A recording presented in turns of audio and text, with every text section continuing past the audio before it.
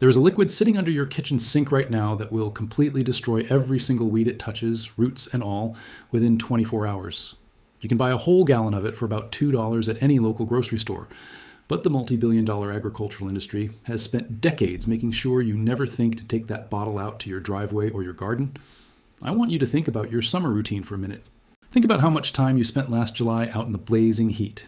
Your knees are aching, your lower back is throbbing, and you are sweating right through your shirt, all just to pull up endless handfuls of crabgrass, dandelions, and thistle by the root.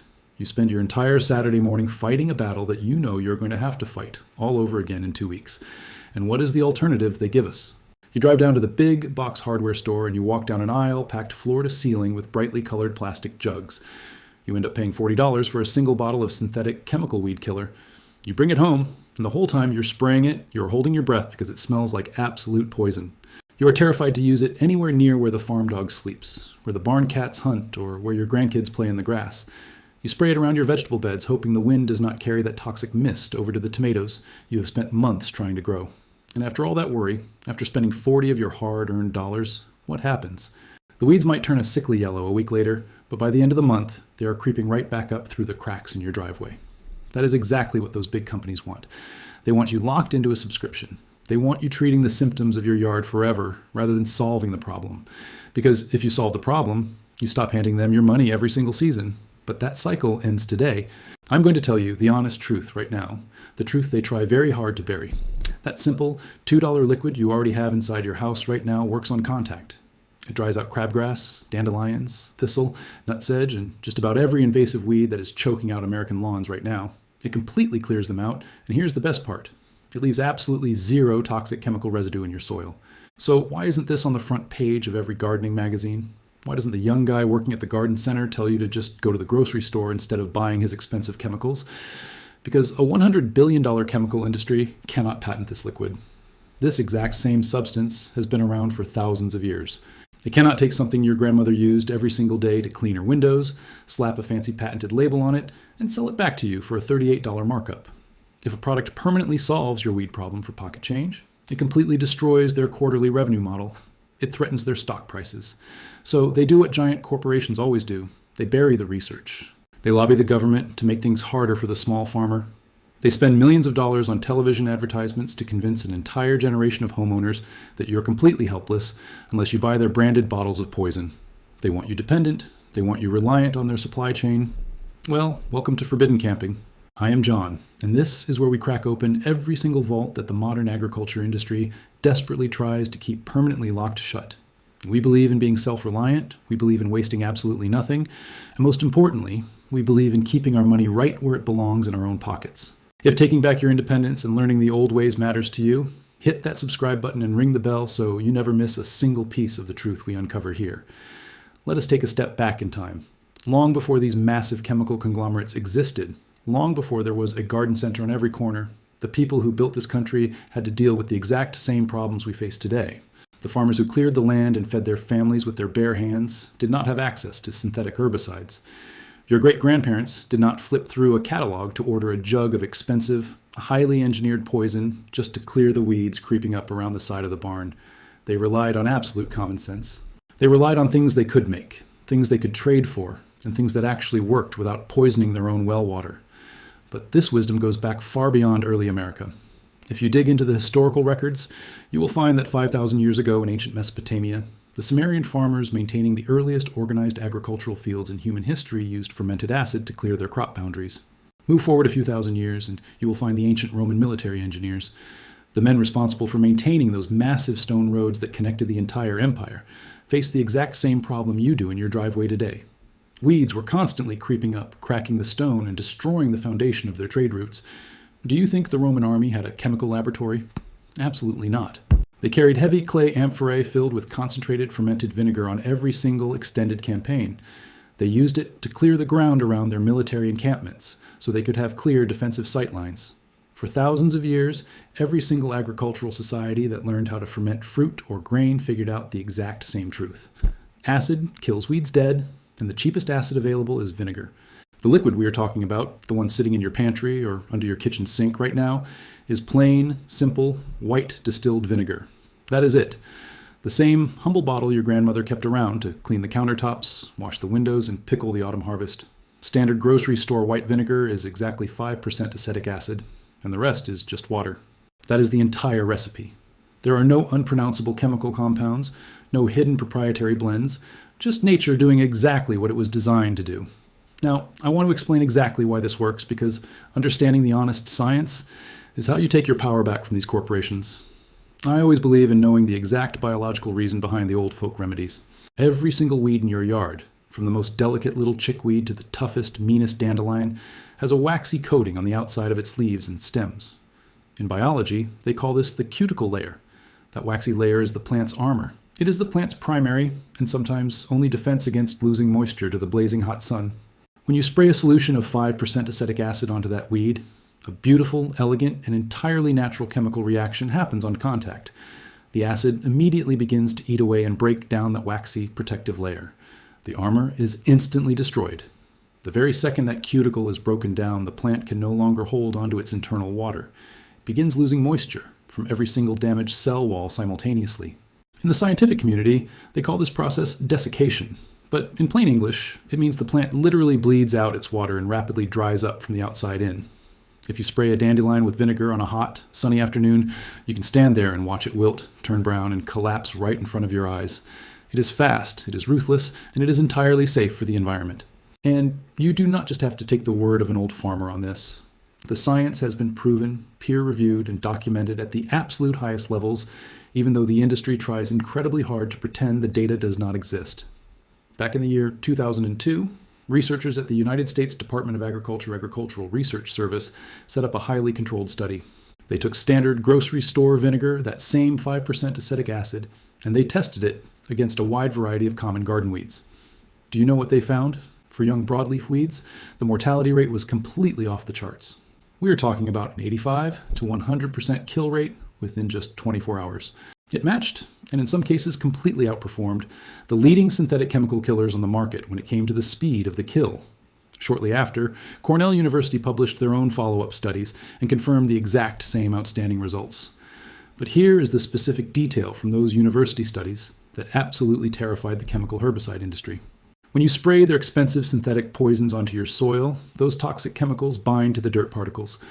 They sit there, leaving a toxic chemical residue that the Environmental Protection Agency admits can be detected for up to 174 days. That is almost half a year of chemical poison lingering right where you want to grow your family's food. But acetic acid? Vinegar breaks down completely and harmlessly upon contact with the soil. Within 48 hours, there is absolutely zero trace of it left in the earth. You can spray an entire patch of aggressive weeds on a Monday, and by Wednesday, you can safely plant a brand new row of delicate heirloom tomatoes or organic carrots in that exact same spot without a single worry in the world. It leaves no trace, it costs almost nothing, and it works. And that is exactly why a multi-billion-dollar industry decided you should never learn its name. Now, I want to look you right in the eye and tell you the honest truth. Because on this channel, we deal in reality. If someone comes up to you promising a magic bullet or a miracle cure that works perfectly with absolutely zero effort, they are usually trying to pick your pocket. Acetic acid is incredibly powerful, but it has real limitations, and you need to understand them before you go out to your yard. Vinegar is what we call a contact herbicide. It destroys exactly what it touches above the ground. It does not travel down deep into the root system. But when you use those expensive synthetic chemical sprays, those are what the industry calls systemic herbicides. The chemical poison gets absorbed by the leaf, and it travels through the vascular system of the entire plant, deep down into the root. That is exactly why those chemicals are so dangerous, and why they stay in the local soil for months on end. Vinegar does not do that. It is an honest, straightforward tool. If you have a young annual weed, like a first-season dandelion or some fresh crabgrass, one spray of vinegar will wipe it out completely because the root is small and weak. But if you have an aggressive, established perennial weed, something like a deep-rooted thistle or an old patch of bindweed that has been growing completely undisturbed for a long time, a single spray of vinegar is going to immediately kill everything above the dirt. It will turn black and shrivel up. However, that massive root system underground is still going to have some energy stored up. In a week or two, that deep root is going to try to push up a brand new green shoot to survive. This is where people get frustrated and give up. And this is exactly what the chemical companies are counting on. They want you to get discouraged. They want you to say, well, the natural way did not work. I better go back to the store and buy the expensive poison. But here's the secret to winning that battle. You do not give up. You just go right back out there and you spray that new little shoot again. Every single time that weed tries to put out a leaf to gather sunlight, you burn it right off with your cheap bottle of vinegar. You are starving the root system. Because the plant cannot photosynthesize, it has to burn through its underground energy reserves. Eventually, and usually it only takes 2 or 3 applications, that root completely exhausts its stored energy, and it dies permanently. Yes, it requires you to be a little more persistent. It requires you to walk out to your driveway a few more times. But let us look at the actual math, the financial reality of running your household or your homestead. A peer-reviewed paper published in the journal Weed Technology measured the exact cost difference between using a standard synthetic herbicide and using an acetic acid treatment across a full growing season for a half-acre residential garden plot. To maintain that land with synthetic chemicals, the cost came to $127 for the season. The exact same area, maintained with standard grocery store vinegar, cost a grand total of $11. Think about a retired school teacher out in rural Kentucky who documented her transition away from those toxic chemicals a few years ago. She was spending over $140 every single year on branded weed killers to maintain her 2-acre property. When she finally switched to the traditional vinegar method, her total material cost for the entire first season dropped to just over $8. She saved over $130 in her very first year. By midsummer, she noted that her soil looked and smelled visibly healthier than it had in decades, and she had fewer weeds than she did during her final year of using the synthetic chemicals. Even if you have to walk out to your fence line 3 different times to spray a stubborn, deep-rooted weed with a $2 liquid, you are still saving a massive amount of money. The limitations of this method are very real, but they are completely manageable. The only real difference is that a massive, multinational corporation is no longer profiting from your weed problem. You are taking the control back into your own hands. Now, before you go grabbing a bottle from the pantry and rushing out to the yard, we need to have a very serious conversation about safety. This is my absolute non-negotiable rule on this channel, and I never skip it. Whenever we talk about these old homesteading remedies, folks hear the word natural and they automatically assume that means harmless. That is a very dangerous mistake to make. Acid is still acid, whether you bought it in the baking aisle of the grocery store or a commercial chemical plant. If you are spraying vinegar, especially when you are using it on a hot sunny day to completely break down plant cell walls, you need to treat it with respect. You keep your grandkids, you keep the farm dog, and you keep the barn cats completely out of the treated area until that spray is 100% bone dry. Do not let the dog walk through wet acetic acid and then lick his paws. It is just basic common sense, but common sense is exactly what keeps our homesteads running and our families safe. Secondly, I am going to give you a heavier, permanent recipe in just a minute for those really tough areas, like your gravel driveway or the wide cracks in your concrete patio. That heavy-duty recipe involves adding standard table salt, but I need you to hear me very clearly on this. I'm giving you a very strict soil warning right now. Do not ever use the salt mixture anywhere near your vegetable beds, your flower gardens, or the patches of your lawn that you actually want to keep. Salt does not just kill the weed, it permanently alters the fundamental chemistry of the earth. It will completely sterilize your soil. The early pioneers knew this. If you salt the earth, absolutely nothing will grow there for a very, very long time.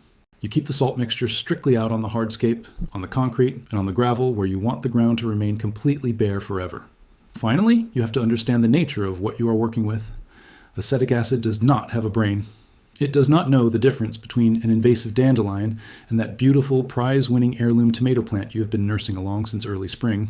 It simply does not discriminate. It destroys absolutely whatever it touches. If a sudden gust of wind catches your spray and blows that fine mist over onto your good plants, you're going to lose them. So be smart and be deliberate about it. When you're doing targeted weed control right next to your good crops or your delicate flowers, do not just spray wildly into the air. Take a piece of scrap cardboard out there with you.